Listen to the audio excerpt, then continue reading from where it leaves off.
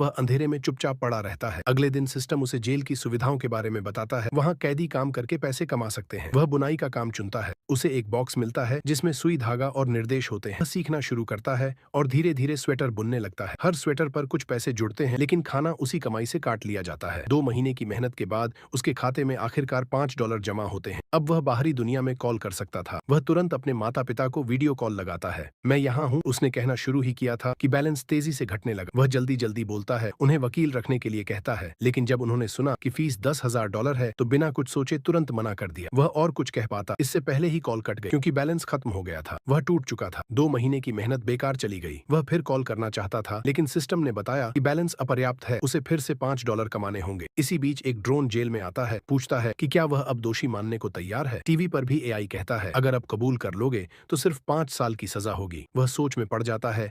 पहले जहां 40 साल की सजा थी, अब सिर्फ 5 साल में बाहर निकल सकता है। आखिरकार वह मान जाता है और अपराध कबूल करने का निर्णय लेता है। लेकिन तभी स्क्रीन पर एक नया नोटिफिकेशन आता है। वह पास जाकर देखता है, उसकी मां ने उसे $10,000 ट्रांसफर किए थे। वह खुशी से झूम उठता है। अब तो वकील रखने के लिए उसके पास पैसे हैं। अब वह क्यों कबूल करेगा? क्या आप निश्चित हैं कि आप दोषी नहीं मानना चाहते? वह नॉट गिल्टी पर क्लिक करता है, वकील से संपर्क करता है। कुछ सेकंड बाद स्क्रीन पर वकील की शक्ल आती है, लेकिन इससे पहले कि वह कुछ कहे, वकील खुद कह देता है, आप जल्दी से दोष कबूल कर लीजिए। वह टूट जाता है। इतना पैसा, इतनी मेहनत, सब व्यर्थ। 5 साल बाद वह आखिरकार जेल से बाहर निकलता है। अपनी चीजें लेकर वह धीरे धीरे चलता है, आसमान की ओर देखता है और सोचता है,